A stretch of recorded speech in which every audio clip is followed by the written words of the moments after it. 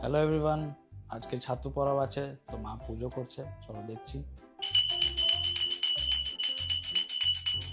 পরবে আমাদের দিতে হয় এই দেখো কাঁচা আম, কাঁচা আম, গুড়, গুড়, তেঁতুল তেঁতুল, আর এই যে আর এমনি ফল। ফলুল দিতে হয়। ছাতুটা মেন আম, ছাতু, গুড় আম, গুড়, আর তেঁতুলটা, তেঁতুল আছে, এটা ইম্পর্টেন্ট। এগুলো মেন দিতে হয়। ঠিক আছে, মা পুজো করুক।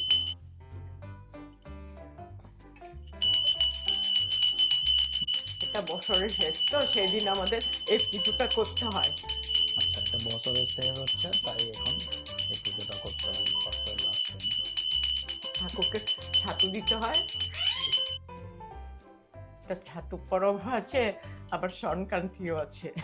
সংক্রান্তিও ছাতু পরব আছে। এবার আমার পূজা শেষ, বক্সরি দিচ্ছি।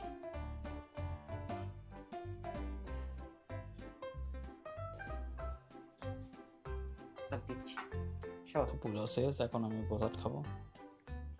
পুজো শেষ হয়ে গেছে, মা এখন প্রসাদটাকে মাখবে, ছাতুটাকে।